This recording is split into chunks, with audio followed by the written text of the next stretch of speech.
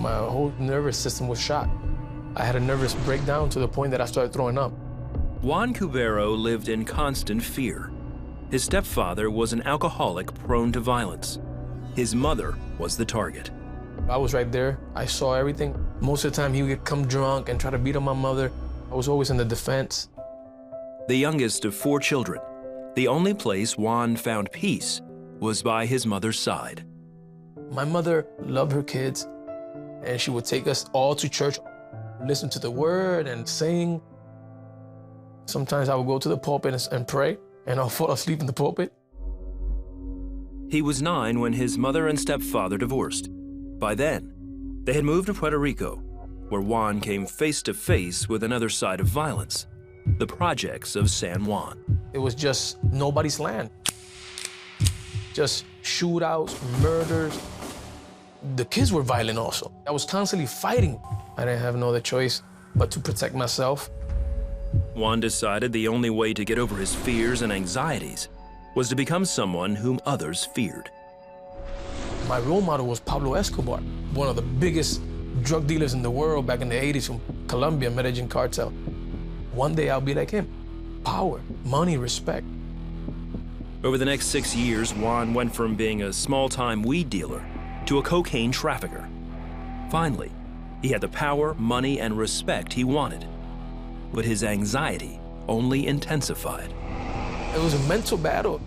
I had a temper. I would get depressed. I would have anxiety attacks. I would wake up happy, and then my head is flipping around, and it's like I want to beat people up. One night, Juan was on the streets meeting with dealers when he heard something familiar, a church service. They were singing, "There is power, power, power in the blood." I started singing that song, and I realized, what I'm singing a Christian song, you know, I'm high. And as I'm singing the song, I started having a conversation. I'm thinking, it's just me, but at the same time, it's like I knew it was God. And God started talking to me, "Juan, you know, what are you doing? You know, look at your lifestyle. Why are you doing this? What would happen if you get shot? You know how much I love you, right?" And I told him, "I know I'm wrong, and I don't want to die that way. I don't want to go out like that, but I like what I'm doing." 2 months later, I'm in a federal prison. But even after 5 years behind bars, Juan still refused to change.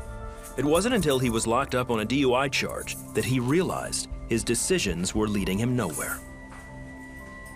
And I started getting frustrated. I'm like, where am I going, you know? I don't know where I'm going. But his parole officer, a Christian, told Juan she knew exactly where he was headed.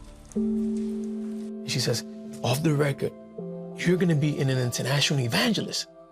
And I looked at her and I said, "What, international, what?" And I said, "You know, you don't even know my record. You don't got my federal record. You don't know nothing about me." She said, "You're right, I don't know nothing about you, but the Lord does. He knows you." Juan accepted the officer's invitation to go with her to church and started going regularly. Then one night at a party, he suddenly felt out of place. They gave me a beer, they gave me some weed, and I held it in my hand, and I looked at it, and it was like, I felt awkward. I was like, this is not me. And I went outside to the porch, and I heard God's voice. "You gotta make a decision." And I said to the Lord, "But how do I do this?" "You just do it now, throw that away." And I remember I threw the bottle away, I threw the blunt away, and I said, "What do I do next?" And he said to me, "Come to me. Come to me." And I went on my knees. And I said, "I want to see the miracle. I want to see the God of miracles.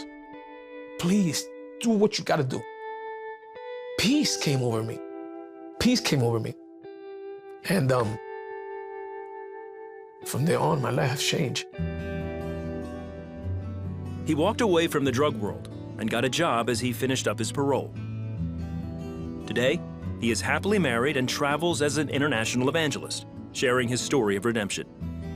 When I see myself in the mirror, I testify to myself of the power of God, of how he changed me, how he healed me. It's not mystical, it's the substance of God in you, you know? And that changes everything.